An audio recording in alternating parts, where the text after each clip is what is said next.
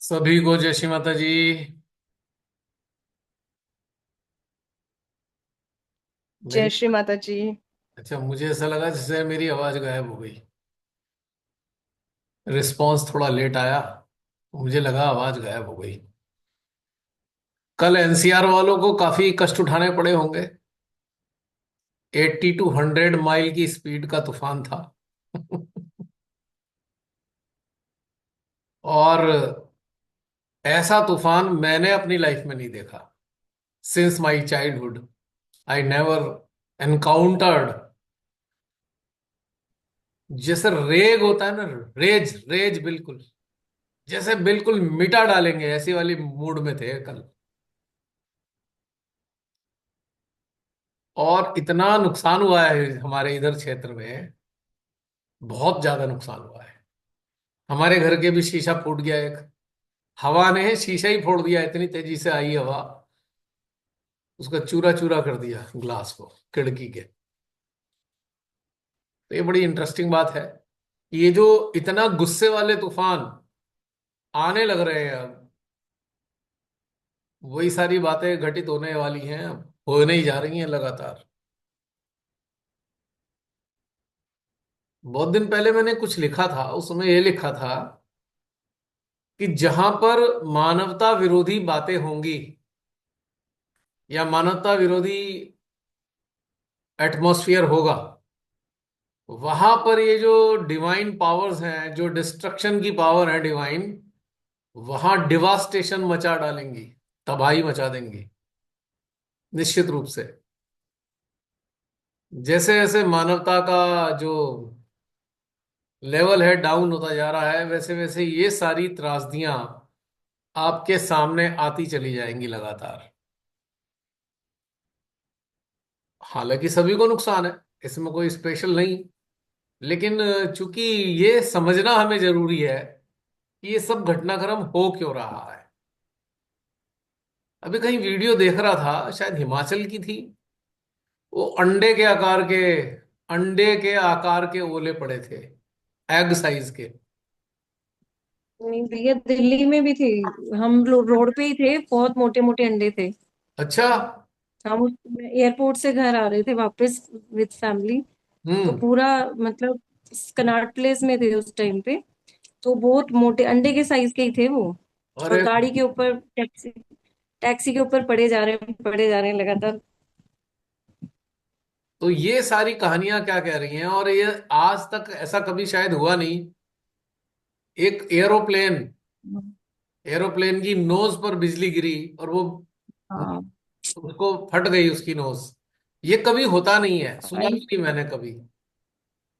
बहुत ही मेरे ख्याल से रेयरेस्ट कोई घटना हुई है ये सारी चीजें इंडिकेट क्या कर रही हैं, अगर समझने के लिए बात करें हम, तो ये इंडिकेशन है वही बात कि भाई अब समय नहीं बचा है। बहुत दिनों से हम तो कहते आ रहे हैं, और ये सिलसिला कोरोना से शुरू हुआ है। कोरोना ने एक एग्जाम्पल दे दिया कि अब इस तरीके से एलिमिनेशन प्रोसेस शुरू हो गया है।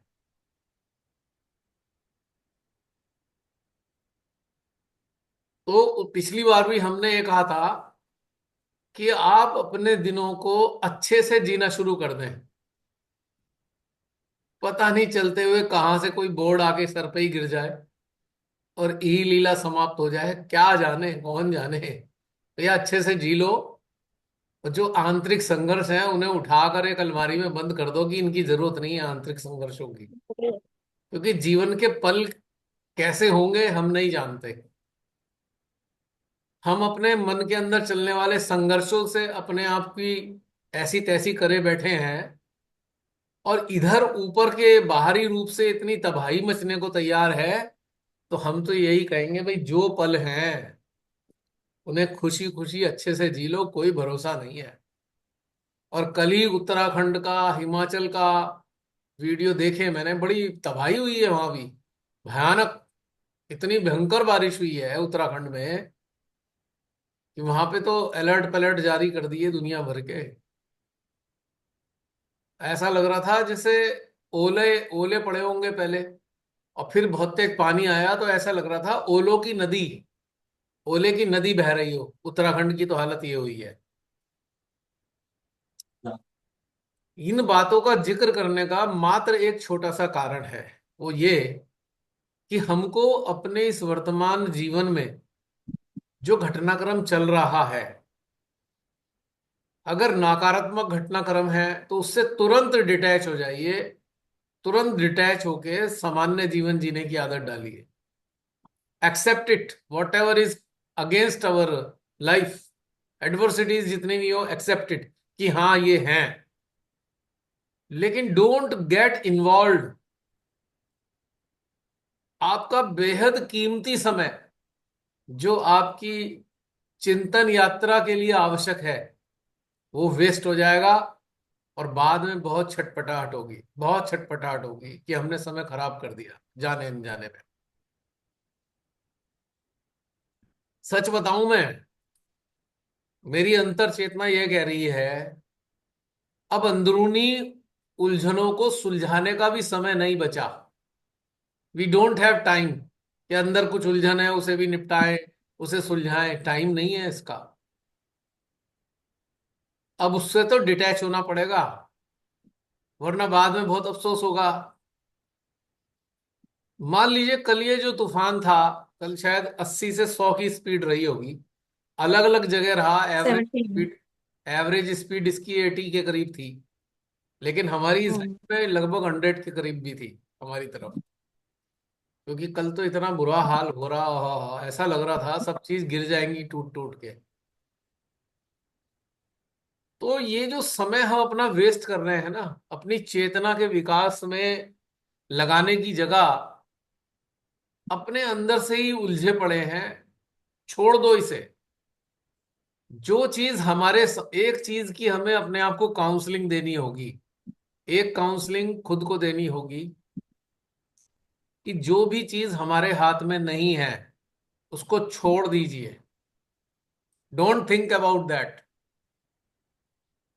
जो अपने हाथ में है उसके प्रति जो कर्तव्य है, जो भी कर्तव्य है करके फिर छोड़ दीजिए। कर्तव्य करके फिर छोड़ दीजिए, वरना मैं कह रहा हूं बहुत अफसोस होगा। बहुत तकलीफ महसूस करेंगे आप कि हमने कितना रिग्रेट होगा। और रिग्रेट करने से कितना नुकसान होता है, क्योंकि कुछ मिलता तो है नहीं। रिग्रेट कब होता है? जब हमारे अंदर गिल्ट आता है। और गिल्ट कब आता है?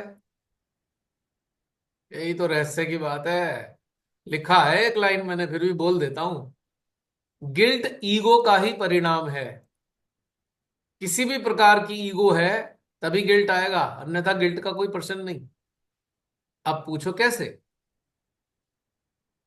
हमने कोई चीज मान बैठे कि ये करना था, ये होना था, हमें करना था, समय निकल गया, अब गिल्ट आ गया। हमें करना था ये हम मान बैठे, दिस इज सटल ईगो। ये सूक्ष्म अहंकार है। खुद ही को अपने आप फिट कर लिया हमने। और उसके उसके बाद क्या आ रहा है? गिल्ट। अरे, उसके बाद क्या आ रहा है? पछतावा, रिग्रेट। और रिग्रेट के बाद चौथे नंबर पे क्या आता है? आप लोग तो अच्छे अनुभवी हैं, जरा बताइए तो चौथे नंबर पे क्या आएगा रिग्रेट के बाद? आप लोगों ने तो पीएचडी कर रखी है इसमें, अच्छे से बता पाएंगे। डिप्रेशन आता है। हाँ। डिप्रेशन। यस। डिप्रेशन, गिल्ट के बाद डिप्रेशन। नहीं, रिग्रेट के बाद, हमारा तो एवरीडे जॉब है ये। रिग्रेट के बाद डिप्रेशन आता है। और डिप्रेशन के बाद क्या होता है? फिर एग्रेशन। अब उसको ठीक कर, क्यों हमने गुस्सा करा। और डिप्रेशन यदि इंटेंसिफाइज हो जाए, बहुत इंटेंस हो जाए डिप्रेशन, फिर क्या होता है? ग्रीफ। ग्रीफ। क्या? Extreme sadness. हाँ हाँ, वो भी मान ली हो गई उसके बाद। Extreme sadness. हाँ हाँ, मान लिया हो गई एक्सट्रीम सैडनेस। उसके बाद फिर give disconnect. Up, give up कर लो। Give up. गिव अप हमारी बहन ने बड़ा रिफाइंड वे में बताया, गिव गिव अप अप। तो हुआ ही पड़ा है। और मैंने बड़ा क्रूड भाषा में बोल रहा हूँ, मरने का दिल करेगा, सुसाइड। सरेंडर। सरेंडर होगा। Suicide, surrender. yes. Suicide. Surrender नहीं, मर जाए। Suicide. Suicide. Give up, give up का अच्छा। मतलब है भैया मर जाए अब तो Suicide. हम। और कमाल की बात यह है, इस एक्सट्रीम तक पहुंचने के कारण मात्र क्या है? क्या है इसके पीछे कारण? इस एक्सट्रीम तक जाकर भी हम खुश हैं, हम मर के जान छुड़ा लें। इसके पीछे क्या है? What is behind such things?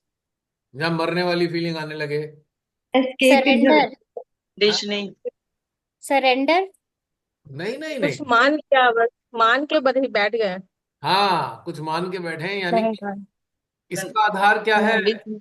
इसका आधार है, ईगो ही है। ईगो इसका ही है। मान। टोटल ईगो ही है। इसका आधार है भ्रम, इल्यूजन। आपने सारी चीज खुद ही क्रिएट कर ली है, यू हैव क्रिएटेड एवरीथिंग। और एंड में क्या डिसाइड कर लिया कि चलो अब तो मर ही जाते हैं यार, अब क्या करना है जी के। और कोई दूर खड़ा हुआ ये सब देख रहा हो तो उसे बड़ी हंसी आएगी।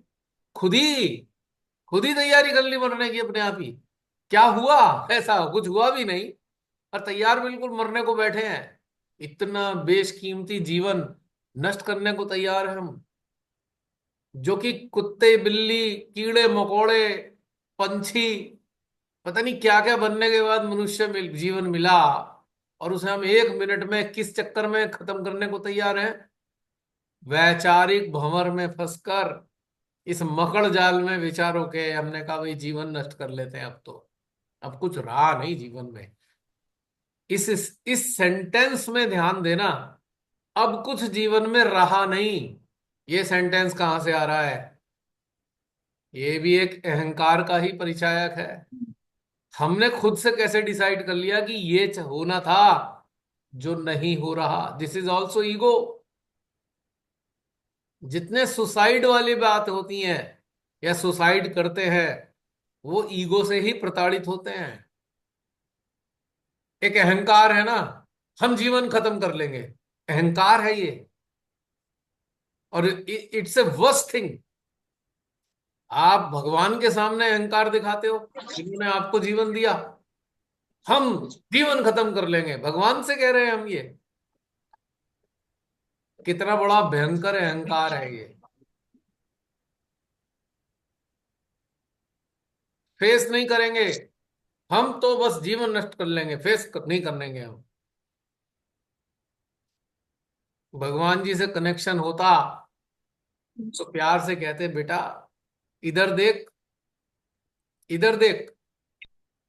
देखा, हाँ हाँ हाँ, ये अच्छा है।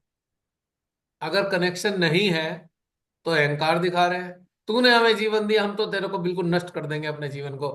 वो कह रहे हैं दूर बैठे हुए, कर ले, मेरा क्या बिगड़ रहा है? बिगड़ेगा तो तेरा, करके निबट। तो ये जो सटल चीज है कहां से पैदा हो रही है? ये जो एडवर्सिटीज के कारण हमने विचारों का जो मकड़ी का जाला बुना है ना, उसमें हम खुद ही उलझ गए। मकड़ी का जाला। तो ये चीज कहां से आती है? जब हम स्वीकार नहीं करते उन चीजों को जो हमारे हाथ में नहीं है। इसको मैंने जोड़ा है कल के तूफान से। क्या हम तूफान रोक सकते हैं? अब जितने लोगों के नुकसान हुए होंगे, बहुत से लोगों तो बड़े गिल्टी हो गए होंगे, अरे काश हम ये कर लेते, हम इस पिलर को ऐसे बना लेते, हम इस शेड को इस तरीके से कर लेते। बाद में सोच रहे हैं ना, लेकिन वो तो 1 सेकंड में आया, निपटा दिया सब चीज। तो ये जो सोच रहे हैं, ये बिल्कुल एकदम वेस्ट ऑफ टाइम है। क्योंकि जो घटित हो चुका, उसका आप सोच सोच के क्या करने वाले हो? अब जैसे कि एक एग्जाम्पल और दूंगा। अब बहुत से लोग हमारे परिवारों में होते हैं सडनली मृत्यु को प्राप्त हो जाते हैं, सडनली मृत्यु होती है। अब जैसे हमारे घर में भी हुआ, अब मुझे अभी अभी याद आया है कल की डेट। कल की डेट मुझे अभी याद आई जब ये बात आई इस बात की, मृत्यु की। तो कल 21 मई को 2020 को, 2021 को 4 साल हो गए, हमारी माता श्री की जीवात्मा परलोक सिधारी थी। मैंने उदाहरण अपना ही दूंगा, आप लोगों को तो हर्ट हो सकता है कहीं ना कहीं इमोशनल होने के कारण। तो मेरी एक दो सिस्टर बड़ी गिल्ट में आ गई, अरे हमने ध्यान नहीं रखा, हमने ये पहले ही पूछ लेते, अभी तो हम मिलके भी आए थे 2 दिन पहले। ये सब कर करा लिया उन्होंने। मैंने उनसे एक बात पूछी, ये जो खिचड़ी अब पक रही है तुम्हारे दिमाग में, क्यों पक रही है जाने के बाद इंसान के? और जब वो सामने है तो आपके कोई ना कोई विचार टकरा रहा है उस इंसान से, you are fighting with a thought, किसी विचार से, किसी एक विचारधारा से आपका झगड़ा चल रहा है। और उस इंसान के जाने के बाद अब आपको सीधा गिल्ट आता है। तो ये क्यों आता है गिल्ट? क्योंकि कहीं आपको ये लगता है जाने के बाद कि हमने उस इंसान के प्रति अपने कर्तव्य पूरे नहीं करे, हम कर लेते। क्यों? क्योंकि याद आ रहा है कि हम ही ऐसा सोच के बैठे हुए थे, हम वो सोच के बैठे हुए थे, उस सोच के बैठने के कारण हमने जो है बातचीत नहीं करी। और जब इंसान चला गया, अब गिल्ट ने घेर लिया, काश हम मिल लेते, काश हम बात कर लेते। तो दोनों ही चीजें यूजलेस हैं। पहले कोई विचार लेकर बैठे रहे, वो भी यूजलेस था। किसी की मृत्यु के बाद विचार लेके बैठे हो, वो भी यूजलेस है। तो मेरी सिस्टर शांत हो गई, बहुत ज्यादा अपने आप को दुखी महसूस कर रही थी। तो कहने का मतलब है कि दोनों ही प्रकार के जो विचार हैं एकदम भ्रामक है, वो भ्रम के शिकार है और वो कंडीशनिंग से पैदा हुए हुए हैं, कंडीशनिंग से। अगर आपके जीवन का कोई सिद्धांत है कि मैं तो भाई असत्य से कॉम्प्रोमाइज नहीं करूंगा, मैं मानवता के अगेंस्ट जाने वाले लोगों से कोई कॉम्प्रोमाइज नहीं करूंगा, एक सिद्धांत आपने अपने जीवन में उतारा, अब 7 जन्म क्या 50 जन्म में भी कोई गिल्ट नहीं आएगा। Clear policy is very clear कि जो मानवता को नुकसान पहुंचा रहे हैं उनसे हमारा कोई सरोकार नहीं। Policy is very clear. अगर ये क्लियर नहीं है तो फिर आप विचारों के भंवर में बार बार फंस कर अपने को ही तो सजा दे रहे हैं, और किसको सजा दे रहे हैं?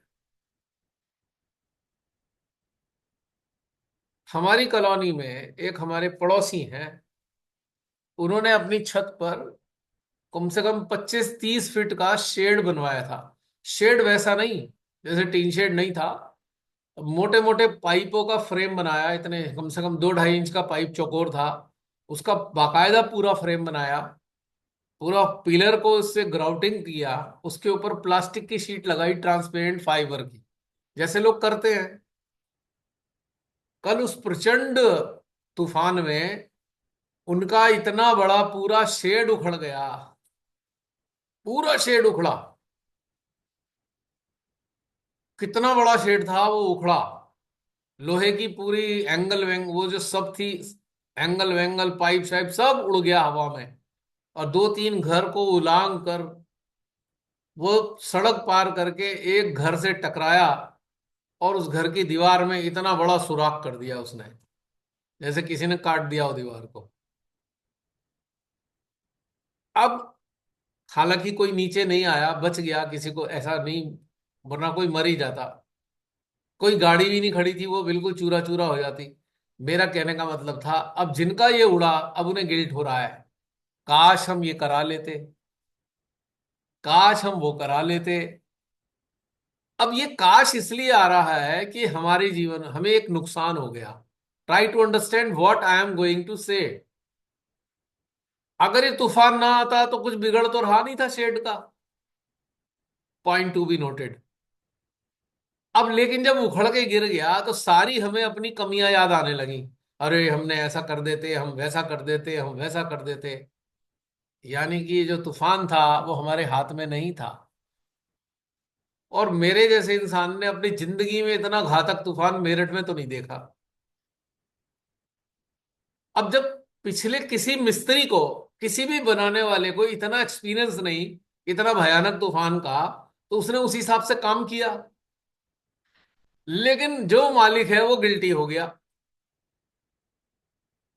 तो यहां हमारी मिस्टेक क्या है? तूफान हमारे हाथ में था क्या? नहीं। उस तूफान का किसी भी मैकेनिक को, किसी भी मिस्त्री को, या किसी भी कंस्ट्रक्शन वाले को आइडिया था? नहीं था। तो अब गिल्ट करने का क्या मतलब हुआ हमारे हाथ में? यहां पे अपने को काउंसलिंग देनी है। अरे प्रभु जैसी आपकी मर्जी।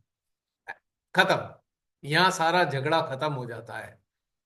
लेकिन हम में से बहुत से लोग लेके बैठे रहते हैं, बैठे रहते हैं, बैठे रहते हैं लगातार।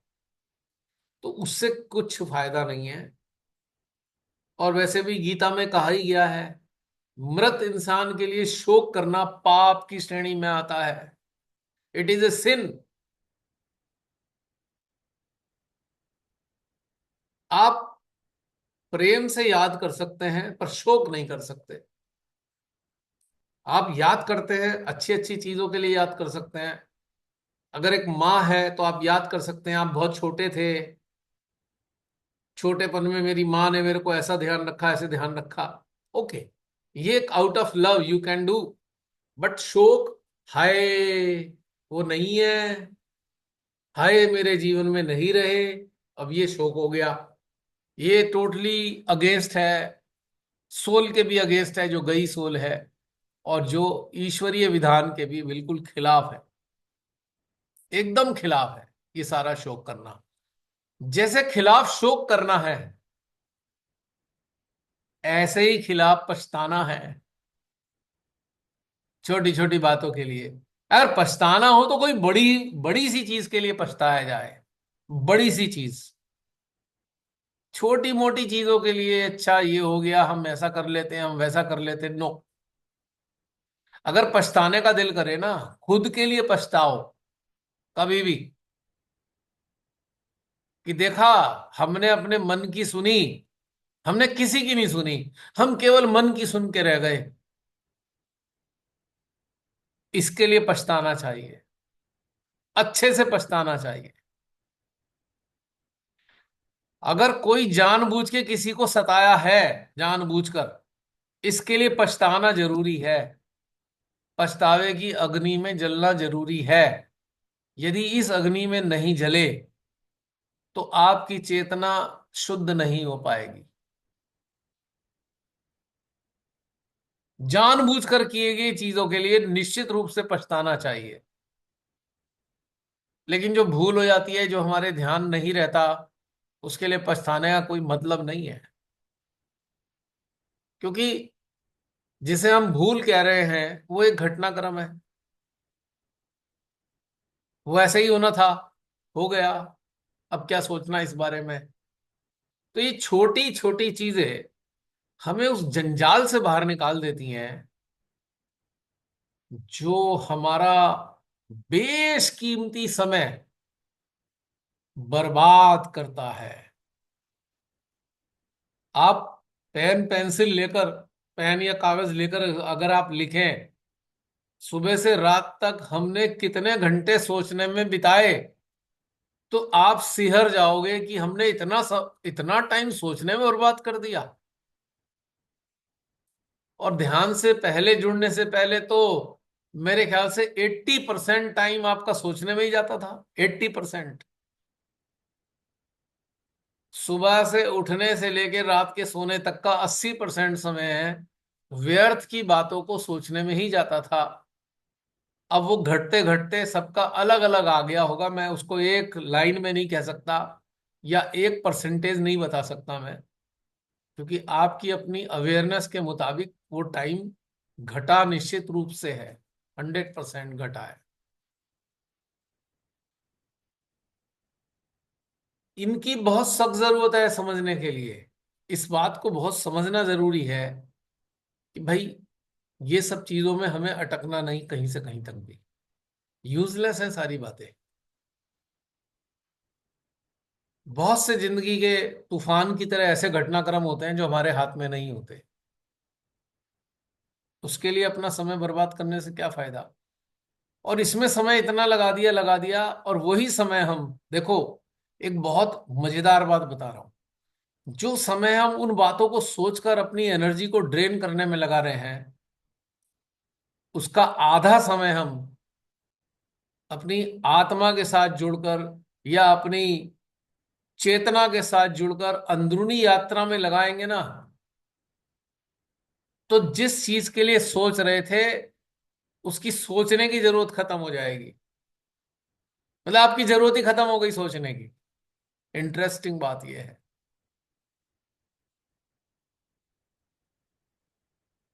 अजमा के देख लेना। जब भी आप परेशान हो रहे हो इससे ज्यादा कि भाई आप कुछ नहीं होगा, ये हो गया वो हो गया, आप क्या करेंगे, कैसे करेंगे, कैसे करेंगे, stop thinking and start entering into your own being. अपने अंदर में उतरना शुरू कर दो, तो आपको इतना सुंदर सॉल्यूशन मिलेगा कि वो प्रॉब्लम ही नगण्य हो जाएगी जिसके कारण हम इतने परेशान हुए पड़े थे। आपके पास इतना सुंदर समाधान आएगा, इतना सुंदर समाधान आएगा, इतना मजा आएगा कि अच्छा ये तो बहुत बढ़िया हो गया भाई। नाहक हम चिंता किए जा रहे थे, अब तो ये बहुत अच्छा हो गया। ऐसी वाली फीलिंग आएगी। मैं मैं ऐसा क्यों कह रहा हूं? मेरे पास अपने जीवन के सैकड़ों अनुभव हैं। चलो एक मौका मीनाक्षी को देता हूं। बहुत अच्छे से आपको बताने को तैयार है मीनाक्षी। बताओ मीनाक्षी, जय श्री माधव जी। पूरी पूरी डिटेल बताना। कहाँ से तुम्हारी गुंडी घूमी माइंड की, और अब तक की। आ, ये घटनाक्रम स्टार्ट हुआ था जैसे ही डलहौजी का आपने अनाउंस किया था कि, और ये बोला था कि अभी हमें पेमेंट करनी है। तो और डेट हमारी अनाउंस हो गई थी 3 जुलाई, जिसमें पहले हमें लग रहा था कि शायद लास्ट वीक ऑफ जून में होगा या मिड में जून में या मई में होगा। तो ये लग रहा था कि छुट्टियां शुरू हो जाएंगी स्कूल की, तो मैनेज हो जाएगा। और अभी चेंज ये आ रहा था कि मेरे यहाँ नई प्रिंसिपल ज्वाइन कर रही है जुलाई से ही। तो मेरे डिपार्टमेंट वालों ने मुझे ही डरा दिया था कि नई प्रिंसिपल आ रही है तो तेरे को तो छुट्टी नहीं मिलेगी, तू भूल जा। तो फिर मैंने भैया को फोन किया कि भैया डेट नहीं चेंज हो सकती क्या, कुछ पहले फ्री फोन हो जाए। तो भैया ने कहा नहीं, ये तो जो डिसाइडेड है वो तो परमेश्वरी ने जो डिसाइड कर दिया वो हो गया। तो मैंने कहा हाँ भैया आप सही कह रहे हैं, बस मैं इसलिए डिस्कस कर रही हूँ कि ये अटेंशन में बात आपके आ जाए, मैं आपसे डिस्कस करके तो शायद इसके ऊपर कुछ वर्कआउट हो जाएगा। तो आई कैन अंडरस्टैंड चेंज नहीं हो सकता। मैं अभिनीत भाभी से भी बात हुई थी तो प्रोफेशनल लेवल पे मतलब बहुत टर्बुलेंस वाला फील हो रहा था कि अरे मतलब आएंगे तो। और मैं ये भी नहीं आना, ऐसे झूठ बोल के नहीं आना चाहती थी कि मैं बीमार हूँ या क्या है। मैंने कहा मैं इतने बड़े कार्य करने के लिए जा रही हूँ, मैं झूठ बोल के जाऊं तो ऐसे नहीं जाऊंगी मैं। जो क्योंकि हमेशा जब भी छुट्टी लेती हूँ मैं सच बोल के ही लेती हूँ, चाहे मैं बीमार हूँ या चाहे कहीं भी जाना है, कुछ भी हो, चाहे रिएक्शन सामने से कुछ भी आए, मैं कभी झूठ बोल के नहीं लेती। तो ये इस वाले पर्पस के लिए भी यही था कि जब भी जाऊंगी तो बता के ही जाऊंगी, ये नहीं बोलूंगी। फिर मेरे मन में बहुत सारे ख्याल आने लग गए, इतना ज्यादा अंदर ही अंदर एक द्वंद शुरू हो गया कि कैसे होगा। डेट एकदम से है, स्कूल खुलते ही है, 3 तारीख है, छुट्टी नहीं मिलेगी। फिर आ, बहुत मतलब जबरदस्ती का ओवर थिंकिंग शुरू हो गया, अननेसेसरी। कि फिर मैंने अपनी हेड से भी बात किया कुछ दिनों बाद। तो उन्होंने कहा कि एकदम से तुम लोग 12th क्लास के टीचर हो, बोर्ड क्लास के टीचर्स हो, तो इसलिए तुम लोगों को क्वेश्चन किया जा सकता है कि भाई स्कूल खुल रहा है, तुम एकदम से छुट्टी खत्म हो रही है और तुम छुट्टी लेके जा रहे हो। तो फिर मैंने उनको उस टाइम तो ज्यादा कुछ नहीं बोला, लेकिन अंदर अंदर बहुत टेंशन और बहुत सारे विकल्प ही विकल्प चले जा रहे हैं कि क्या करूं, इस बार झूठ बोल के जाऊं क्या, क्या करूं। भैया से भी बातचीत चलती रही, और फिर यही लग रहा था कि शायद मैं इस बार नहीं जा पाऊंगी। और फिर जब पेमेंट का डे आ गया, एक दिन पहले तक बहुत डाउटफुल था कि शायद मैं नहीं जा पा रही हूँ। हमारा एक ग्रुप भी बना था, चलो बुलावा आया है करके, तो बाद में बना। एक कलेक्टिव ग्रुप में भी सरनजीत भैया, अभिनीत भाभी पूछ रहे थे कि भाई हम लोगों ने बुक करा दिया है, और वो हमने पे कर दिया है जो पेमेंट देना था। आप किस किस ने पे कर दिया है? तो मैंने उसमें ये लिखा कि शायद मेरा इस बार नहीं हो पाएगा, मैं नहीं जा पा रही हूँ। और मुझे अंदर से इतना प्रॉब्लम हो रहा था ना करने में, क्योंकि जो हमारे सेशंस हैं, ये मुझे अच्छे से पता चल गया है कि ये माँ ने ही बनाए हैं। ये पता चल गया है कि इससे ग्रोथ ही होगी, लेकिन मेरा जो ये सांसारिक जीवन है ये आड़े आ रहा था। और मुझे ही वो डोमिनेट कर रहा था कि, और वो इसलिए कर रहा था क्योंकि मैं सिर्फ सोच रही थी विकल्प विकल्प में। मैं भैया से जब भी पूछ रही तो भैया ने कहा डेवलप निर्विकल्प स्टेट, निर्विकल्प। भैया ने और कुछ नहीं बोला, और मुझे वो बात समझ में भी आ रही थी। फिर रमनी दीदी ने बहुत हेल्प किया मुझे उससे गेट ओवर करने के लिए। फिर दीदी का एक दिन, लास्ट डे से एक दिन पहले जब फोन आया, तो दीदी ने कहा कि नहीं, तुम ना, तुम्हारी इंटेंशन है और तुम जाना चाहती हो, तो श्रीमाता जी सब रास्ते अपने आप सही कर देंगी, और इसलिए ज्यादा सोचो मत, कर दो। फिर इसलिए उस टाइम दीदी ने इतनी हिम्मत दी, तो मैंने कोई टाइम नहीं लगाया, फटाफट पेमेंट करके मैंने भैया को भी बोला दीदी को कि अब कर दिया। और आप मानोगे, मैंने पेमेंट किया उसके बाद जो मेरा द्वंद था वो ऐसा शांत हुआ। मैं रात को ठीक से सो नहीं पा रही थी, क्योंकि मुझे ये लग रहा था कि मैं बहुत एक कहते हैं ना, मतलब इतनी इम्पोर्टेंट चीज और इतना जो मुश्किलों से जो मिलता है, वो हमें मिलता है इस जूम जूम सेशन में। वो और जो स्पेशली फिजिकल हम लोग सब लोग इंटरेक्ट करते हो, एनर्जी जो फील होती है, वो रेयरेस्ट ऑफ रेयरेस्ट मेरे को लगता है वो अपॉर्चुनिटी होती है डिवाइन की, जो हमें वो वहां पे मिलती है। और वो फील कर चुकी हूँ, तो मुझे बार बार यही लग रहा था कि पता नहीं मैं कर पाऊंगी नहीं कर पाऊंगी। और मुझे बहुत बुरा लग रहा था कि मैं नहीं जा पाऊंगी, और मेरे को जाना तो था ही, लेकिन जो अपनी खुद की क्रिएटेड वेब था माइंड का, उसमें मैं बहुत फंसी हुई थी। और जैसे ही निर्विकल्प स्टेट लिया और जो चाहते थे वो किया, सब कुछ शांत हो गया। ऐसा लगा तूफान सच में जो कल आया था ना, वो मेरे लाइफ में मेरे माइंड में चल रहा था, वो सब चीजें वो शांत हुई। उसके बाद अभी रिसेंटली कल की बात है, मैं प्रिंसिपल के पास गई। अपना अर्न लीव हमारी जो होती है वो अप्रूवल लेना पड़ता है, पूरा अथॉरिटीज मैनेजमेंट तक जाता है। और मैंने सीधे सिंपल उनको फॉर्म दिया, और उन्होंने कहा, मैंने कहा मैम मुझे मेडिटेशन वर्कशॉप के लिए जाना है 3 जुलाई से, और 3 डेज का। कहते कितने दिन की छुट्टी चाहिए? मैं कहा मैम 3 डेज की। कह रही हाँ हाँ, अभी ले ले अप्रूवल। और पहली बार ऐसा किसी का हुआ है कि जुलाई की छुट्टी वो मई में अप्रूव हो रही है। और बहुत लोग जाते हैं अप्रूवल के लिए, सबका रिजेक्ट हुआ। I was the only one जिसका, मेरा ये हुआ कि माँ माँ की कृपा से मेरा ऐसे हुआ जैसे कुछ हुआ ही नहीं, मतलब ये, मतलब मैं हैरान थी और मैं ऐसे कूद रही थी कल। मैं सब मतलब इतनी खुश थी। मैं रमनी दीदी को भी मैसेज किया, मैंने कहा दीदी, भैया को भी किया कि कैसे हो गया, श्री माता जी ने कैसे इतना आसानी से करा दिया। जितना मैं इतना फालतू का द्वंद लेके बैठी हुई थी, श्री माता जी ने छोड़ दिया तो सब हो गया वो आराम से। तो इट इज, ये बहुत अच्छे से एक लेसन मिला मुझे कि it was only self created doubts, it was mind trap, it was just a illusion, जो कि उससे निकलना शायद ये फेज था, मेरे को सीखना था। वो मुझे समझ में आया कि ये मेरे हाथ में नहीं था। जो भी घटनाक्रम है वो श्री माता जी करा रहे हैं। मेरा जाना ना जाना, वो भैया ने भी लास्ट हमारे लोनावला में पहले दिन का यही सेशन था, इंटेंसिटी ऑफ विल का। तो वो भी फील हुआ कि इंटेंसिटी ऑफ विल थी। श्री माता जी को पता था कि ये बच्चा आना चाहता है, जाना चाहता है। और इंस्ट्रूमेंट्स बने भैया, जसलीन से भी बात हुई थी थोड़ी सी, और रमनी दीदी बहुत बड़े इंस्ट्रूमेंट बनी। और विभोर ने तो मुझे पहले से ही सपोर्ट किया हुआ था कि नहीं नहीं जाना है। और विभोर कह रहे साथ में ही चलेंगे, उसमें क्या है, और जब भी होगा पेमेंट कर देंगे। ही वॉज ऑलवेज रेडी, कह रहे तुम ज्यादा मत सोचो, कर देंगे। He was relaxed.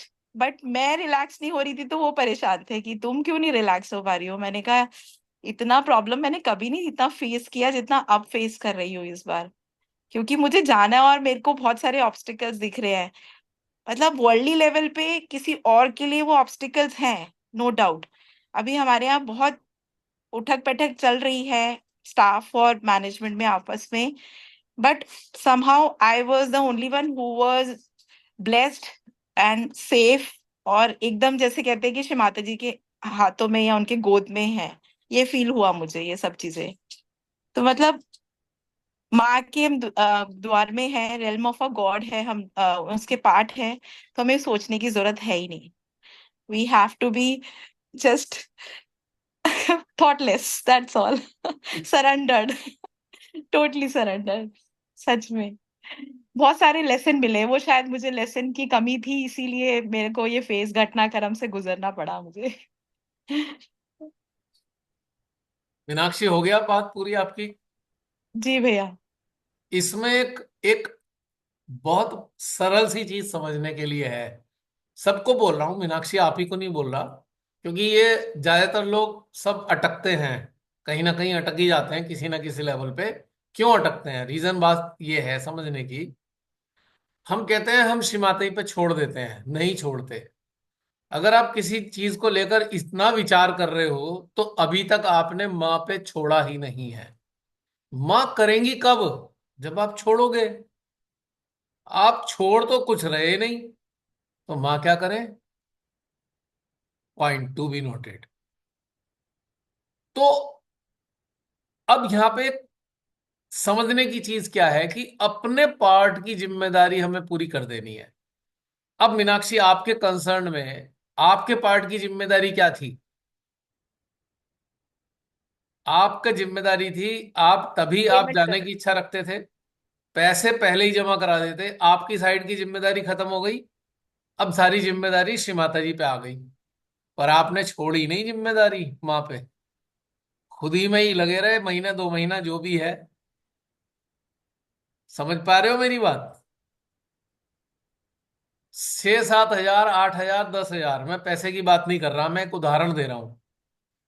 मान लीजिए कोई पैसे जमा करा देता है, उसे जाना है, और उसे लग रहा है पता नहीं जा पाएगा नहीं जा पाएगा। सबसे अच्छा तरीका है पैसे जमा करा दो, क्योंकि आपका आपको कंफ्यूजन है। तो 50% कंफ्यूजन तो आपका पैसे जमा। हाँ मीनाक्षी, आ गए? जी भैया।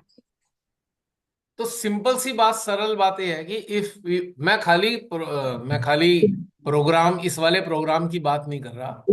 जिंदगी के किसी भी दौर में आप कुछ करने चाहते हैं और आपको मालूम नहीं कि आप कर पाओगे या नहीं कर पाओगे, तो 50% जीत आपकी तभी हो जाती है अगर उसमें किसी ने पैसे जमा कराने हैं तो पैसे जमा करा के छोड़ दो।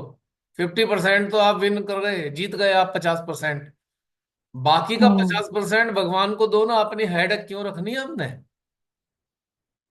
अरे सिमाता ही पे छोड़ो, मैं बुलाओगी तो बुला लेना, हमने तो कर दिया काम अपना पूरा। तो यहां क्या दिक्कत थी कि तुमने छोड़ा नहीं, इसलिए तुम इतनी उलझती रही, उलझती रही, उलझती रही, उलझती रही।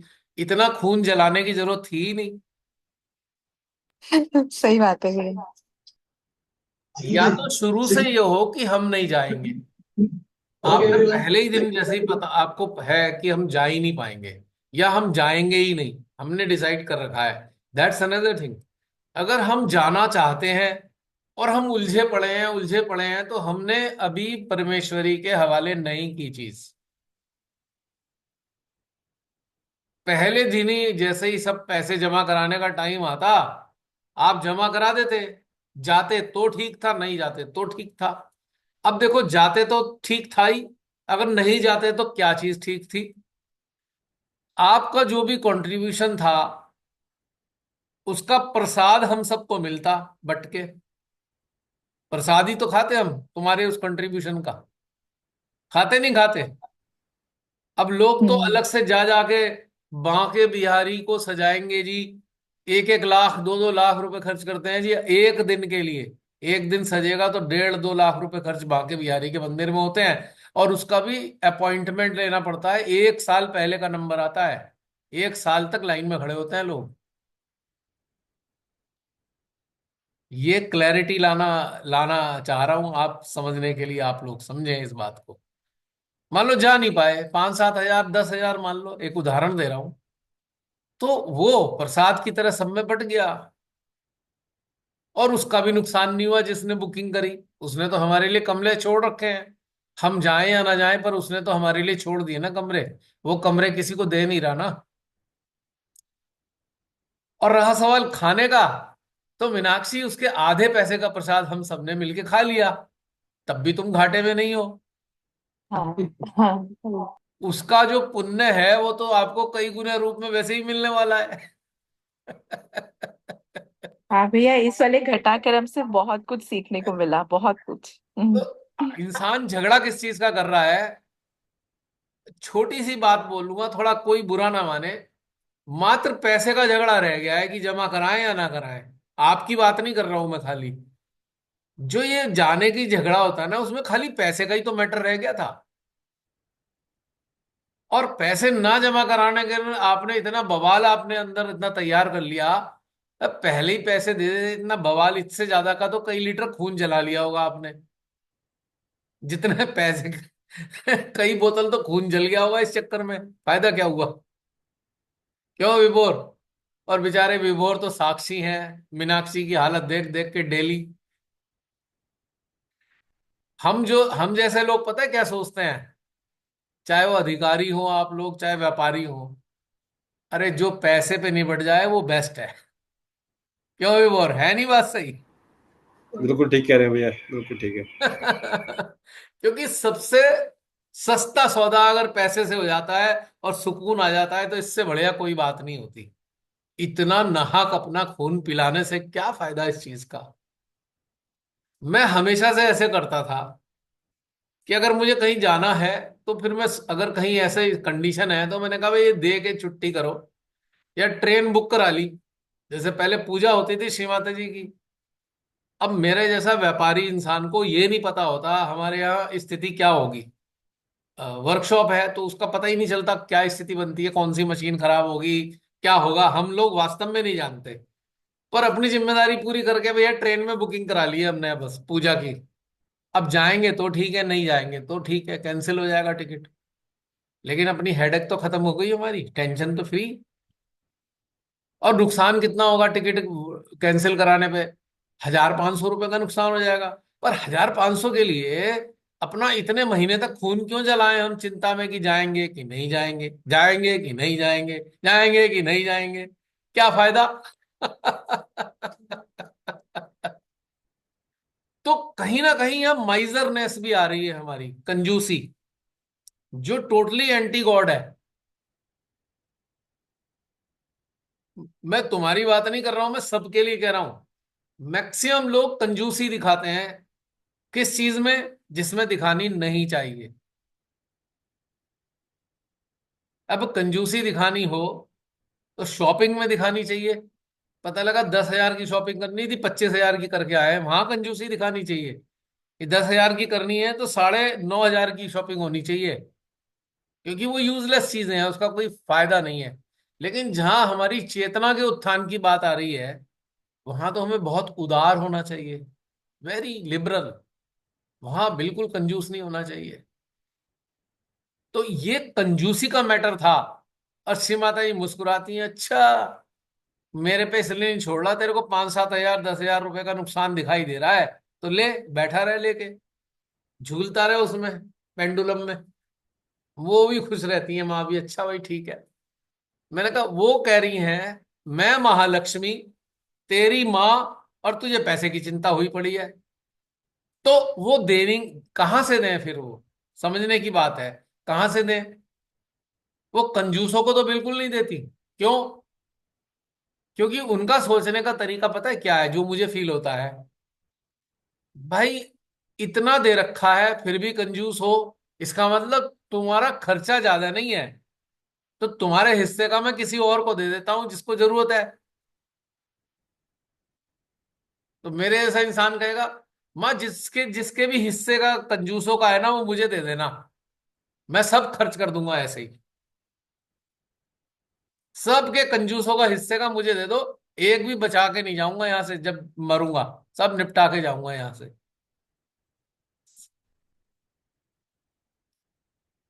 भाई अब मर्सिडीज खरीदूंगा, है ना, पता नहीं क्या क्या करूंगा, फिर मैं जितने भी कंजूस हैं उन सबके हिस्से का मुझे दे देना। मैं तो यहाँ निपटा के ही मरूंगा, सब जो आपने दिया खर्च खा पी के खत्म करके जाऊंगा। क्यों बवाल लेके रखूं अपने साथ में। मांगता उनसे कुछ नहीं हूं, मैं उनसे कह रहा हूं, बे तुम्हारे को समस्या हो किसको देना है तो मेरे को दे दो, मैं बिल्कुल खर्चा करने को तैयार बैठा हूं।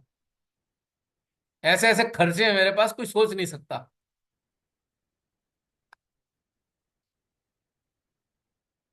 तो उदाहरण की बात करी है मैंने, तो ये बहुत बारीक पॉइंट है, बारीक पॉइंट।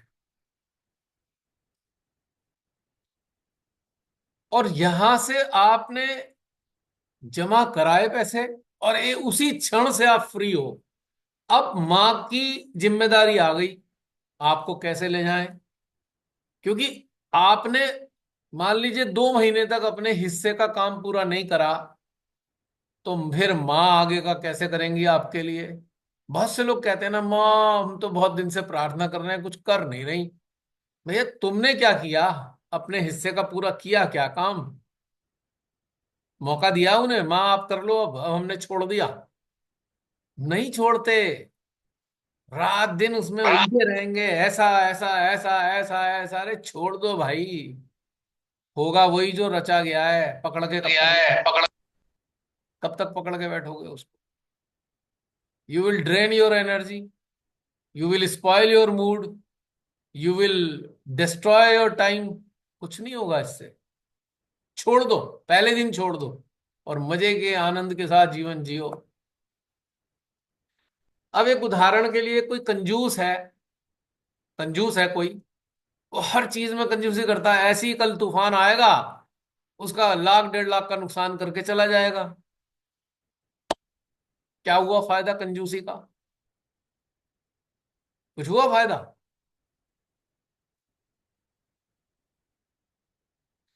तो यहां पे जो क्वेश्चन आते हैं, कई बार मेरे सामने ये चीजें आई, तो इसमें जो मूल है पैसे, उसमें मूल में केवल पैसा है। जितना स्ट्रगल अंदर चल रहा है उसका कारण केवल पैसा होता है, ज्यादातर, ज्यादातर।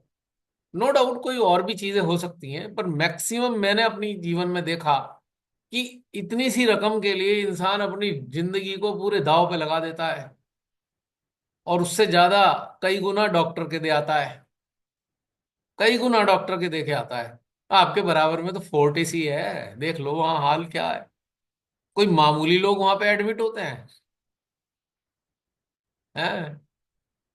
वो गर्व से बताते रहे होते हैं अपनी रिश्तेदारी में, भाई साहब 60 लाख रुपए लग गए, कोई कह रहा जी 70 लग गए, कोई कह रहा 1 करोड़ लग गए।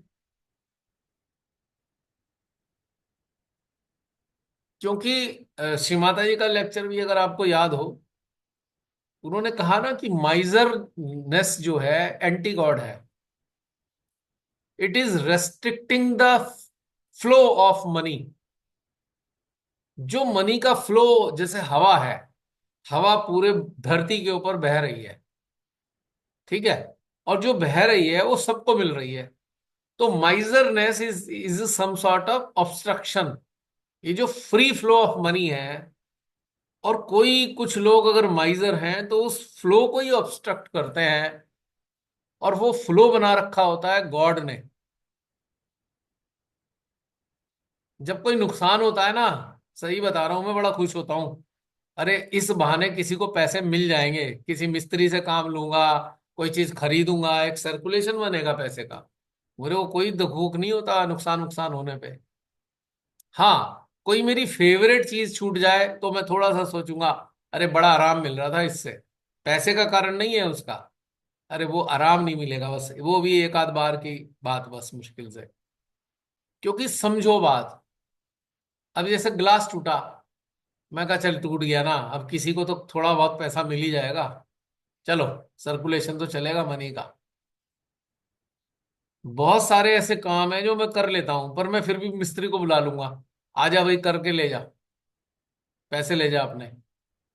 तो क्योंकि हम अगर सहयोग कर रहे हैं इस फ्लो को बनाए रखने में, तभी तो संपन्नता देश में आएगी। हमारे देश में विपिनता क्यों है? बहुत पैसे वाले कंजूस लोग जो अपने लिए तो पता नहीं क्या क्या करते हैं, पर जनता के हित में कुछ काम नहीं करना चाहते, उनके कारण यहाँ कंगाली आ रखी है। उन्होंने रोक रखा है फ्लो। बता तो रहे थे कि भाई हमारे देश का 70% पैसा शायद 1 या 2% लोगों के पास है। आज भारत की स्थिति है इतनी दुर्गति, इसलिए यहाँ इतनी पॉवर्टी है। मनी मैटर्स में तो इंसान को एकदम लिबरल होना चाहिए, लिबरल, जस्ट लाइक ब्रीज। बहने दो, कुछ मत आड़े आने दो, वो भर देगा फिर, और ईश्वर भर देंगे। पता है, बांटने वाले को कभी कमी नहीं होती। आपके घर के ऊपर की टंकी जितना इस्तेमाल करते हो और भर जाती है ताजे पानी से। समझने की बात है ये। तो इन मैटर्स में ना केवल हमारी कहीं ना कहीं इसके भी हमारे संस्कार पड़े हुए हैं। एकदम से हमारी डायरेक्ट गलती नहीं है, ये हमारे संस्कारों की गलती है। कारण कारण स्पष्ट है। हमारे जो पेरेंट्स रहे, उन्होंने बहुत कष्टकारी जीवन देखा। जैसे 47 के आसपास के जो लोग रहे, जहां जन्म हुआ जिनका, तो उसके बाद हालात भारत के बहुत खराब थे। बहुत गरीबी थी, अत्यधिक गरीबी। मतलब गिने चुने लोगों पे ही पैसा होता था, बहुत गरीब थे सभी लोग। 2-3 ड्रेस से ज्यादा होती नहीं थी पहनने के लिए। तो उस काल में जो लोग रहे, उन्होंने जो है पैसे की तरफ ध्यान दिया कि भी ज्यादा खर्च नहीं करेंगे। तो धीरे धीरे डेवलप होते होते जेनेटिकली ये डेवलप हो गई कंडीशनिंग, और डीएनए में भी चली गई। तो हम छोटी छोटी चीजों के लिए बहुत ज्यादा कंजूस हो जाते हैं, और बड़ी बड़ी चीजों को ध्यान नहीं देते। इसीलिए अंग्रेज यहाँ आके रह गए भारत में, 90 साल अंग्रेज रहे। तो उन्होंने एक कहावत बनाई, पैनी वाइज पाउंड फुलिश। है ना, सुनी होगी ना, पैनी वाइज पाउंड फुलिश। दमड़ी सही है। दमड़ी के लिए तो जान देने को तैयार होए, और ज्यादा ज्यादा पैसा ऐसे ही बर्बाद कर दे। अब कुछ धन्ना सेठों की बात बताता हूं। वो अपने यहाँ अगर कोई काम लगाते हैं ना, किसी मजदूर को या राजमिस्त्री को बुलाएंगे, उसको पैसे देने के लिए घिस घिस घिस घिस करते रहेंगे। अगर वो कह रहा है साहब 500 रुपए है, वो कहेंगे नहीं 450 ले ले, 425 ले ले। मजदूरों से, जिनकी दिहाड़ी पे हैं, जो बेचारे जो पैसे मिलते हैं उनसे ही उनकी रोटी चलती है, उनसे घिस घिस घिस घिस करते रहेंगे। ठीक है। कोई आ गया रसीद कटवाने के लिए, 51,000 रुपए का दान कर दिया सेठ जी ने, उनका नाम हो रहा है। समझ में आ रही बात, कहानी क्या है? तो these people are penny wise pound foolish. और सिमाताई ने इसके बारे में बहुत कुछ बताया भी है पहले। तो यहां पे जो स्ट्रगल है ना हमारा, मॉनिटरी लेवल पे अगर कोई स्ट्रगल है, उसे कभी होने ही मत दो। जान छुड़ाओ अपनी, दे के खत्म करो, यहां शांति पड़ जाएगी। अब गेंद जाएगी पाले में श्री माता जी के। भैया अब तुम्हारी मर्जी हो तो भेज देना, वरना रहने देना।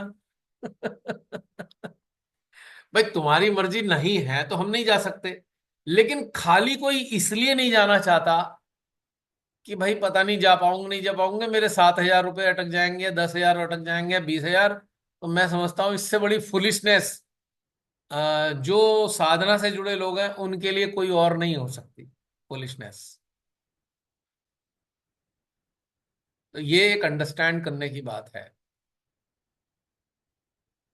दूसरी एक चीजें होती हैं वो बिल्कुल ही बेकार ही हैं। बहुत से लोग अपने संसारिक जीवन के चक्कर में, आई एम सॉरी जो मैं बोलने जा रहा हूं, वो सोचते हैं नहीं नहीं वो ऐसा वहां जाना है यहाँ जाना है, तो वो भी एक तरीके से फुलिशनेस है।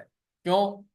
एक डायमंड अपॉर्चुनिटी, प्लेटिनम अपॉर्चुनिटी आपके साथ में है कि आप एक ऐसी एटमॉस्फेयर को जीने जा रहे हो जो रेयरेस्ट है, और आप इन चीजों में पड़ गए तो वो भी एक फुलिशनेस ही है। कोई बहुत बड़ी प्रॉब्लम है अगर कोई नहीं जा रहा, दैट्स अनदर थिंग। मेरा तो काम बताने का है, मुझे जो भीतर में सही लगता है मैं वही बात बताता हूं, मेरे को इससे ज्यादा कोई लेना देना नहीं किसी चीज से।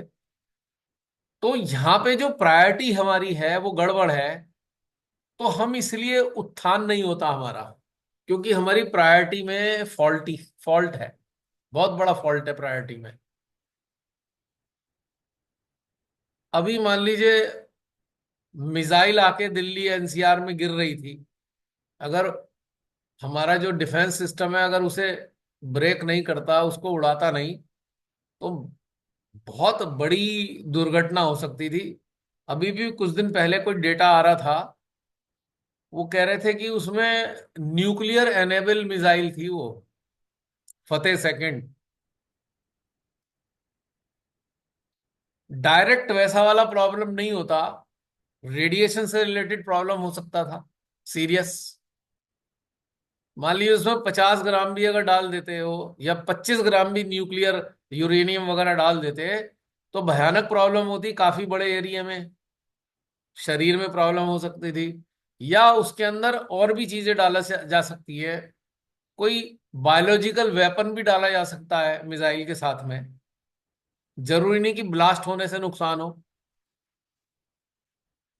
और हम ये सारी चीजें बातें सोचे बैठे हैं, उदाहरण के लिए बता रहा हूं, हम ये सब सोचे बैठे हैं, तो पता लगा काम एक बार में ही हो गया काम खत्म। अब जो सोचे बैठे थे उसका क्या हुआ? फायदा कुछ नहीं हुआ, नुकसान ही हो गया ना।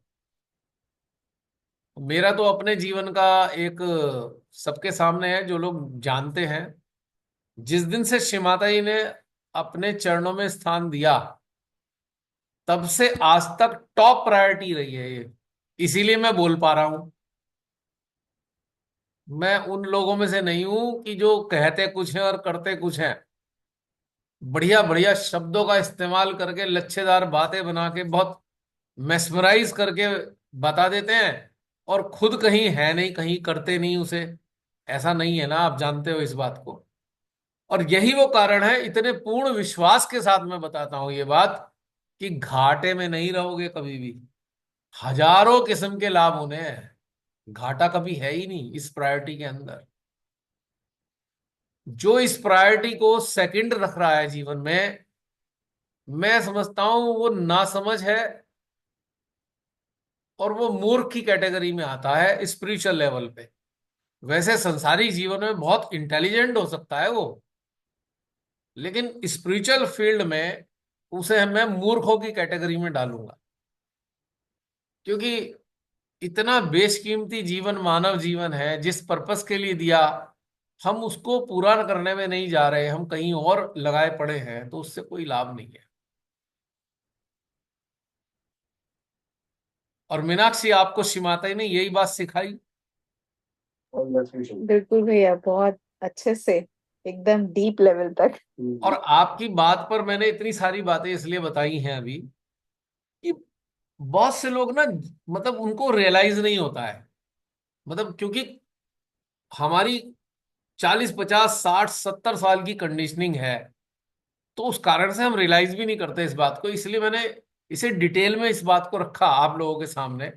और आपके साथ साथ जो यूट्यूब पे बहुत सारे लोग हैं, अभी तो यहाँ तो आप 50 50 52 लोग हो, वहां तो हजारों की संख्या में लोग होते हैं। और ये उनकी भी बहुत बड़ी प्रॉब्लम होती है कि वो इतनी इतनी सी चीजों के लिए वो छोड़ देते हैं चीजें।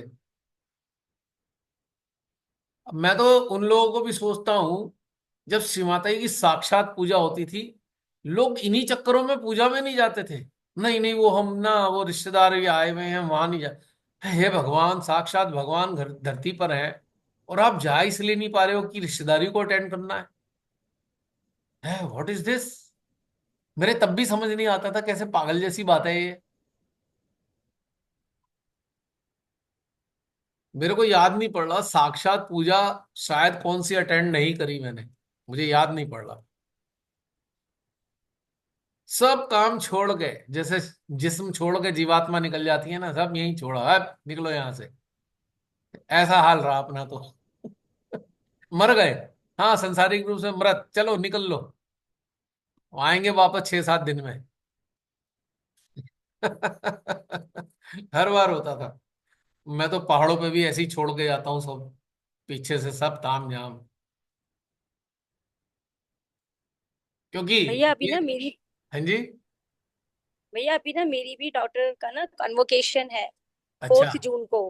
हाँ तो हाँ। देन शी इनवाइटेड मी कि मम्मी आप आ जाना, ये बहुत ही गोल्डन अपॉर्चुनिटी होगी और आपको वीजा भी बहुत जल्दी से मिल जाएगा इस हम्म वजह से। And hmm then she said कि मम्मी अगर आओगे ना तो ऐसे प्लान बनाना कि एक कम से कम 1 महीना 30 डेज का करके आना, तो फिर ना आप मतलब 4-5 जुलाई तक वापस जाना।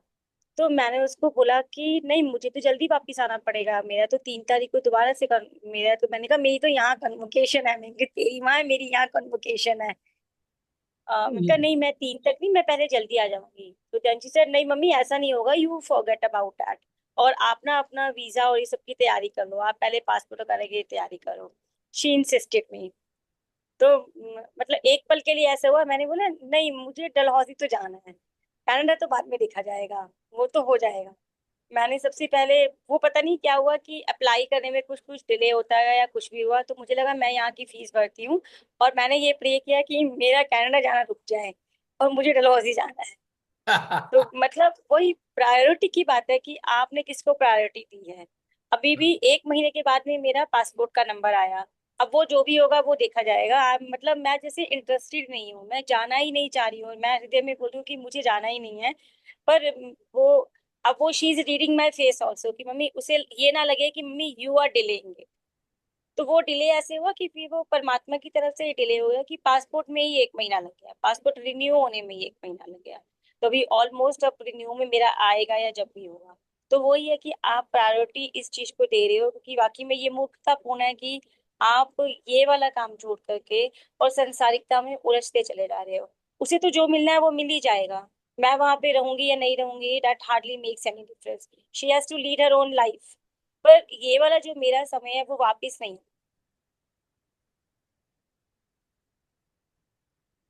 आप लोगों में से याद भी होगा जिस दिन हमारी माता श्री स्वर्ग सिधारी, शायद उस दिन भी सेशन था,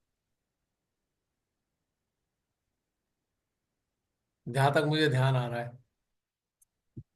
सिर्फ 2 बार नहीं हुआ था, एक दिन जिस दिन अस्थियां उठाई थी और मतलब इस दिन वापस आना नहीं हुआ था ना, जिस दिन वापस नहीं आ हाँ, पाए थे शायद उस दिन। क्रिमिनेशन हुआ था 2 दिन। हाँ।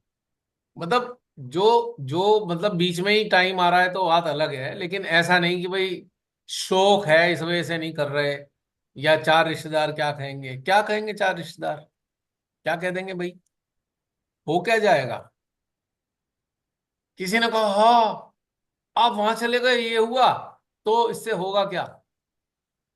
आप हो, आपकी चेतना है, परमात्मा है, उसके अलावा है ही कौन दुनिया में, बताइए कौन है जिसकी हम परवाह कर करके अपनी जीवन को नष्ट किए दे रहे हैं।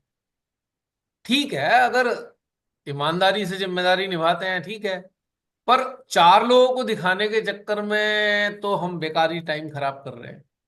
हाँ आपकी जरूरत है, that's another thing, you are there, you need time की, उस टाइम को आपकी जरूरत है, दैट्स ओके। पर रिश्तेदारों के चक्कर में हम कहा नहीं नहीं हमारे ना ऐसा है ना, वो ऐसा है और वैसा है, तो useless, it is a wastage of time. हमारा क्या जा रहा है, आप ही का नुकसान है, और अंत में इसका कुछ मिलना तो होता नहीं कभी भी। वो चार आदमी सब कुछ करने के बाद भी कह देंगे आपको, फिर क्या होगा। वो चार आदमी तो कहना नहीं छोड़ते, आजमा के देख लो किसी भी दौर में वो चार आदमी जरूर मिल जाएंगे कहने वाले। मेरा तो अच्छा खासा तजुर्बा है, हालांकि मैंने उन चार आदमियों की कभी परवाह नहीं करी कि चार आदमी क्या कहेंगे, कभी नहीं करी। इसीलिए सब मेरे को पूरे खानदान में कुछ अलग ही मानते रहे।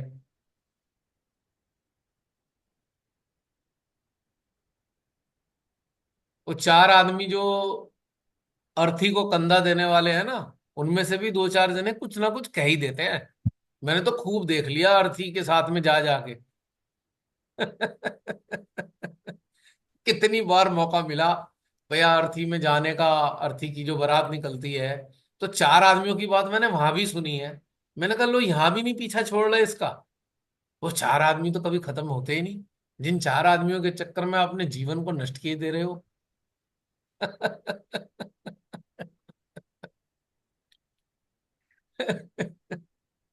वो अभी अर्थी पे रखना है, तो पता लगा दो जने भिड़ गए। ऐसे नहीं, ऐसे रखो। अरे यार ये कोई भिड़ने का टाइम है? यहां भी भिड़ जाते हैं। बताओ। वो कह रहा है जी तुम्हें नहीं आता ये बांधना ठीक से। वो कह रहा है जी ठीक तो बांध रहा हूं, इस पे भी झहझह हो जाती है। उस वक्त वो बॉडी पड़ी हुई है, उसे अभी लिटाना उस पे, लकड़ी वाले उस पे, इतने में भी बहस शुरू हो गई। तो चार आदमी तो तब भी पीछा नहीं छोड़ते, मरने के बाद भी पीछा नहीं छोड़ते। तो नहीं, वो जो पंडित जी ने गरुड़ पुराण रखी है इन चार आदमियों के लिए तो नहीं रखी कहीं? हर बार सुना दी जाती है गरुड़ पुराण। वो शायद हमारे ज्ञानी होंगे, इन्होंने कहा इन चार आदमियों का इलाज करना है, उनके लिए कथा सुनानी जरूरी है।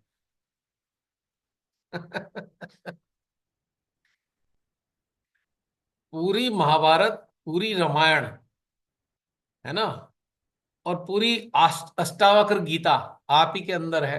आप ही के अंदर है। बाइबल आपके अंदर, कुरान पाक आपके अंदर, सब कुछ आपके अंदर है। बाहर कुछ है ही नहीं। आपको ताज्जुब कभी कभी खुद होता होगा कि ये जो मेरे अंदर आ रहा है ये तो उसमें लिखा हुआ है। या कोई बता देगा आपको कि ये कह गए थे ऐसे, तुकाराम कह गए थे, रहीम कह गए थे, या कबीरदास जी कह गए थे। सब कुछ अपने अंदर है। जानते हो क्यों है ऐसा? कोई बताएगा ऐसा क्यों है? आज एक इंटरेस्टिंग बात आपको बताऊंगा मैं। पहले आप लोग जवाब दो, ऐसा क्यों है कि सब कुछ हमारे अंदर है?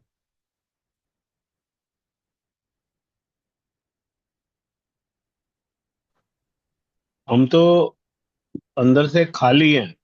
सोर्स तो वही है, एक ही सोर्स है जहां से आ रहा है, और वहीं से अगर वो कनेक्ट होके लिखा जा रहा है तो सारे वेद लिखे जा रहे हैं, सारे अष्टावक्र गीता लिखी जा रही है, क्योंकि सोर्स वही है।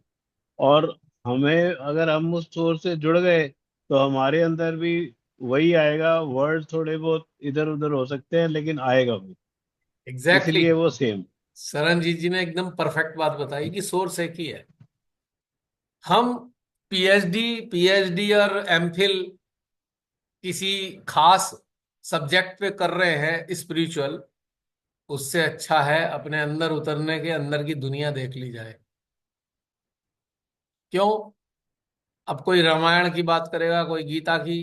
भैया ये किसी ने अनुभव किया, पर आपको अनुभव करने को तो किसी ने मना नहीं कर रखा। आप अपना अनुभव छोड़ के दूसरे के अनुभवों को पढ़ने में लगे हुए हो। वैसे तो हमारे कुछ अपने, हमारे अनुभवों के आधार पर ही मेडिटेशन कराने में लगे हुए हैं, एग्जैक्टली वर्ड बाई वर्ड। मुझे हंसी आई। मैंने कहा भाई जितना टीपने में मेहनत कर रहे थे उतना अंदर में घुस जाते, तो ये वाली अपनी ओरिजिनल चीजें आती, टीप के क्या फायदा? और ऐसी ऐसी बातें मेरे सामने आई, मैं तो हंसी आ गई बहुत ज्यादा। एक सुनने को मिला, मेरे वाकई हंसी आई, बहुत ज्यादा हंसी आई। अब वो शस्त्रार के ऊपर के चार चक्र तो आपको पता ही है, श्री माता जी ने बताए। और थर्ड वर्कशॉप में जो शुरुआत हुई थी द्वारिका में, तो वहां पे इन चार चक्रों की बात हुई थी, शस्त्रार के ऊपर के चार चक्र। एक आर्टिकल भी था। तो मैं सुन क्या रहा हूं, कराने वाले ने क्या बोल रहे हैं वो कराने वाले, कि अपना चित्त वलय पे रखो। सुनना इंटरेस्टिंग बात, हंसी क्यों आई बहुत ज्यादा। वलय पे रखकर वलय तक कुंडली को बांध लो। वलय तक कुंडली को बांध लो। Can you imagine what is this? अगर आप अर्ध बिंदु के स्टेटस में हैं तो वहां तो आपको कुंडली बांधने की जरूरत है ही नहीं। अगर आप सहस्त्रार पे भी आपकी चेतना है तब भी आपको कुंडली बांधने की जरूरत नहीं। वलय का तो स्टेटस बहुत ऊंचा हो गया, अबव थर्ड चक्र, अबव सहस्त्रारा। तो वहां पर चित्त रखकर कुंडली बांधने का क्या मतलब हुआ? इसलिए हंसी आई। इसीलिए कह गए थे कुछ लोग, नकल के लिए अकल की जरूरत है नहीं? इंटरेस्टिंग बात। कोई तुक है यार कि आप वहां पे ले जाके कुंडली बांधोगे? मतलब किस लिए? क्या नीड है? आप लोगों ने जब से अपने शस्त्रार को अनुभव शुरू किया है करना, कि आपके अंदर इच्छा आई कि आप बंधन लगाएं, आप कुंडली बांधें, आई कोई इच्छा? जब से स्टेबल हो गई कुंडली शस्त्रार पे। क्योंकि बंधन लगाने का एक उद्देश्य था, वो ये था कि श्री माता जी को जब आप स्मरण करते हैं तो कुंडली शस्त्रार पे आने लगती है, और उस वक्त आप माँ के साथ जुड़े हैं, आपकी चेतना माँ के साथ जुड़ी है, चाहे वो 10 सेकंड के लिए हो, 20 सेकंड के लिए हो, 1 मिनट के लिए हो। जब तक आपकी चेतना माँ से जुड़ी रहेगी तो कुंडली शस्त्रार पे रहेगी, निश्चित रूप से रहेगी। तो उस वक्त उसे वहीं बांध लो। कहीं ऐसा ना हो कि हमारी चेतना फिसल के मन में आ जाए और कुंडली पे फटाक से नीचे। तो थोड़ी देर तक तो रखो वहां पे। हालांकि होता ऐसा ही है, अभी सहस्त्रार पे आनंद आ रहा है, और जैसी चेतना मन में घुसी कुंडली धड़ाम से नीचे, एक झटके में नीचे पहुंच जाती है कुंडली। जैसे सीढ़ी हटा दी हो किसी ने, लकड़ी की सीढ़ी होती थी ना, जो व्हाइट वॉश वाले लकड़ी की सीढ़ी का इस्तेमाल नहीं करते, तो कोई चढ़ रहा हो, सीढ़ी हटा दो उसकी, तो क्या हालत होगी, मुझे धड़ाम से गिरेगा नीचे। तो ऐसी बातें नकल करके हैरानी होती है। मैंने तो आउट ऑफ क्यूरियोसिटी, और बड़ा अच्छा टाइटल था, बहुत अच्छा टाइटल था, मैंने कहा यार मजा आ जाएगा इस टाइटल पे अगर कोई ध्यान करा रहा है। और जब सुनने बैठा, ओए होए, सबसे पहले तो अफसोस हुआ, फिर हंसी आई। क्यों?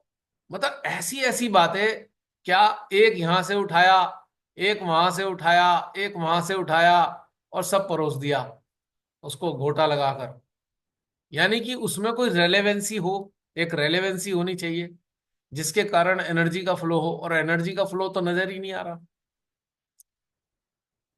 तो मेडिटेशन कराना कोई शब्दों से थोड़ी होता है कि आप शब्द अच्छे अच्छे बोल दोगे तो मेडिटेशन हो जाएगा। आप उसमें होने चाहिए, जो आपके मुंह से निकल रहा है, you should be there, you should be in that state. तो ये वाली चीजें जो है ना, आपको मौलिकता से हटा देती हैं, एकदम मौलिकता से हट गए आप नीचे गिर गए। आप आप जो शब्द ला रहे हो उठा के, कहां से ला रहे हो? डेटा में पड़े हुए हैं। यानी कि आप करा रहे हैं मेडिटेशन सहस्त्रार से ऊपर का, पर आप हो आज्ञा चक्र में। कितना शार्प कंट्राडिक्शन है नहीं है? हो सकता है आप भी कहीं कहीं सुनते होंगे बहुत सारी चीजें। मेरे को तो अभी 2 एक दिन पहले बड़ी हैरानी हुई, मैंने कहा ये क्या किया। अब यहां पर प्रॉब्लम किसकी आएगी, शुरू होगी। यहां पे मैं एक चीज बताना चाहता हूं। मान लीजिए कोई इंसान अपने ध्यान में आनंद ले रहा है। बहुत से लोग ऐसे भी हैं जो घर में बैठते हैं तो उन्हें अच्छा ध्यान लगता है, ठीक है, या अपने तरीके से जैसा भी करते हो, चाहे वो कोई भी तरीका अपना के, अगर उनका ध्यान लग जाता है, आप थॉटलेस हो जाते हैं, या एनर्जी का इनपुट अच्छा आता है, सहस्त्रार पे महसूस होता है, हार्ट पे होता है। अब वो लोग जो सहस्त्रार हार्ट पे रह रहे हैं, और उन्होंने ऐसा सोचा, चलो चलो भाई ये वाला जो ध्यान है ना इसमें जुड़ जाते हैं, ठीक है। भाई ऑनलाइन तो बहुत सारी चीजें खुली हुई हैं आज की तारीख में, ढेर सारी चीजें खुली हुई हैं। कोरोना ने ऑनलाइन सिस्टम को बहुत सारा वेरिएशन दे दिया। अब जो लोग अपना आराम से सहस्त्रार हार्ट का आनंद ले रहे होते हैं किसी भी तरीके से, अब उन्होंने ऐसा सोच लिया कि चलो ये वाले ध्यान में आते हैं हम। कोई गाइडेड मेडिटेशन इस तरीके का करा रहा है कि भाई कहीं से कुछ उठाया, कहीं से कुछ उठाया और बोल दिया। उनको कितना भारी नुकसान है, अब मैं उनके नुकसान की बात बताता हूं। जो गाइडेड मेडिटेशन कराने वाला अगर वो आज्ञा में घुसा हुआ है, तो जो शस्त्रार वाला होगा उसे भी घसीट के आज्ञा में ले आएगा वो। और वही आज्ञा वाला अगर अपने संसारिक जीवन में लोभ ग्रसित है, लोभ ग्रसित है, समझना ध्यान से, कि ध्यान कराने वाले की चेतना कुंडलिनी तो है उसकी आज्ञा में, और उसकी चेतना है नाभि में। तो जो अच्छा खासा ध्यान कर रहा था उसके सिस्टम को उसने डिस्ट्रॉय कर दिया। सबसे खतरनाक बात यह है, अगर हम ये सूक्ष्म बातों को नहीं अंडरस्टैंड करते तो हम अपना नुकसान करते हैं। हमको सबसे बढ़िया पैरामीटर हमारे को श्रीमाता जी ने दिया है। कोई भी दुनिया में कोई कुछ भी करा रहा हो, 100 साल पहले भी किसी ने कुछ कराया, कोई भी है XYZ, हमारे दो पैरामीटर होने चाहिए कि जो चीज हम सुन रहे हैं या जिस चीज पे हमारा टेंशन है, वहां से रिफ्लेक्सेस जो हमारे कहाँ आ रहे हैं। क्या हमारे सहस्त्रार पे आ रहे हैं, हमारे सेंट्रल हार्ट में आ रहे हैं? अगर ये रिफ्लेक्सेस अच्छे आ रहे हैं तो यानी कि ठीक है। अगर आप भूल गए थोड़ी देर में, अभी ध्यान शुरू करने से पहले आप अपना आनंद से सहस्त्रार का आनंद ले रहे थे, और अचानक से आप धड़ाम से गिर के नाभि में या आप आज्ञा में फंस गए और आपके अंदर विचारों की चेन चल गई, तो इसका मतलब मामला गड़बड़ है। जिसके माध्यम से जो चीज आपके पास आ रही है उसका अपना चेतना का स्तर गड़बड़ है। तो यहां पे ट्रैप से बचना होगा। एनर्जी लेवल पे ही बच सकते हो आप,